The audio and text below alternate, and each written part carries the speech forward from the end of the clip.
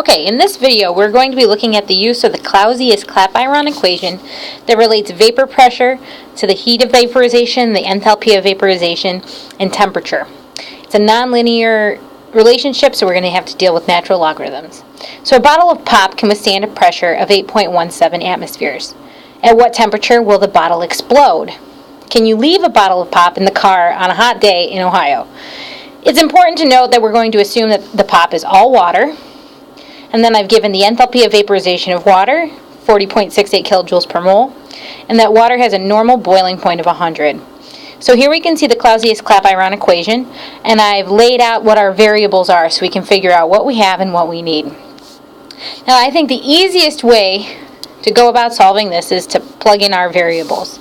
So I'm going to say that our P2 is going to be equal to the pressure at which it will explode, the temperature at which that vapor pressure is at 8.17 is the temperature at which the pop bottle will explode. So I'm going to say that P2 is equal to 8.17 atmospheres, and T2 is what we're solving for.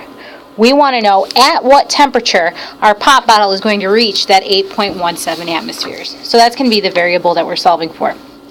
P1 and T1 is related to this normal boiling point. Remember, boiling point is the temperature at which the temperature at which the vapor pressure is equal to the atmospheric pressure, and normal boiling point means that you have an atmospheric pressure of 1 atmosphere. So our P1 is going to be 1 atmosphere, and our T1 is going to be that normal boiling point of 100 degrees Celsius.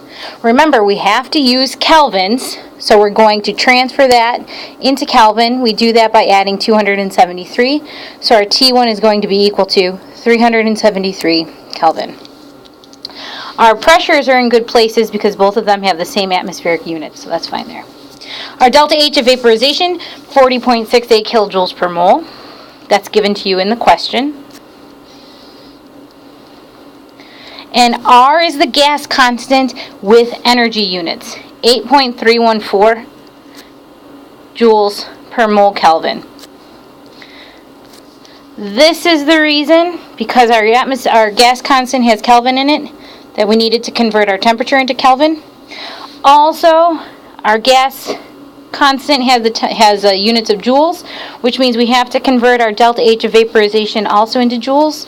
There's in 1 kilojoule, there's 1,000 joules, so we multiply that number by 1,000, and we get that there's 40,680 joules per mole. Now we're honestly ready to plug everything in. We have one variable that we're looking for, the temperature at which we reach that exploding pressure. Now we just have to plug things in and solve this Clausius Clapeyron equation. So, the natural logarithm of P2 over P1, that's going to be the natural log of 8.17 atmospheres over 1 atmosphere, is equal to negative 40,680 joules per mole divided by gas constant 8.314 joules per mole Kelvin times 1 over T2, that's what we're solving for, minus 1 over 373 Kelvin. All of our units cancel like they should. In particular, I'm focusing on the fact that the joules per mole cancels, so that means that we have our correct units there. The rest is just math.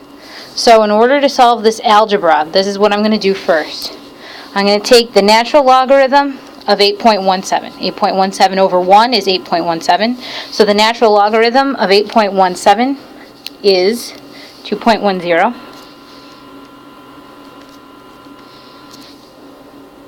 That equals, I'm going to take negative 40,680 and divide it by 8.314. That gives me a value of negative 4,892.95 times 1 over T2 minus 1 over 373 is equal to 0.002681. So what I've done is the natural logarithm. I did this division to get me that negative 4,892, and I did this division to give me 0.002681. Now, what I'm going to do is I'm trying to isolate that T2, so I'm going to take and divide both sides of my equation by negative 4,892.95.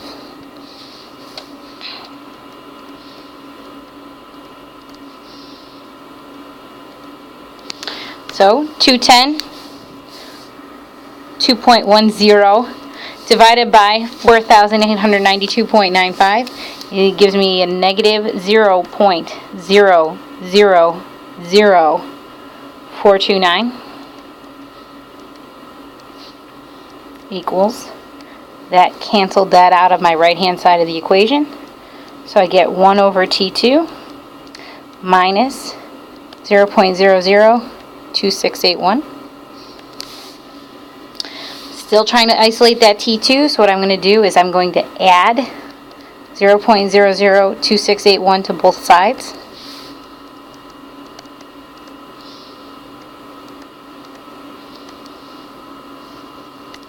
That gets rid of it over here. So I'm left with 0.00311 equals 1 over T2. Remember, you can't just flip things. You have to get that T2 out of the bottom, so sort of the long way about is to multiply both sides by T2. You get 0.00311 T2 equals 1. Divide both sides by 0.00311. And you get an answer of T2 equals 321.5, and our units are going to be in terms of Kelvin. That's not really helpful for us in terms of answering the question, can you leave a bottle of pop in your car on a hot day in Ohio? So I just went through and I did the conversions. 321 degrees Kelvin is also equal to 48.5 degrees Celsius. Again, still doesn't help us here in the United States where we're used to Fahrenheit. So I went through and did the conversion one more time to get us in terms of Fahrenheit. So that is 119 degrees Fahrenheit. That's pretty hot. It takes a whole lot of heat in order to get a can to explode. So that's what the question was asking. At what temperature will the can explode? The can will explode at 119 degrees Fahrenheit. The inside of your car can get to 119 degrees Fahrenheit on a hot day if you leave the windows rolled up and you leave it in the parking lot for a long time. So I would not be leaving any bottles of pop in your car for long periods of time in Ohio.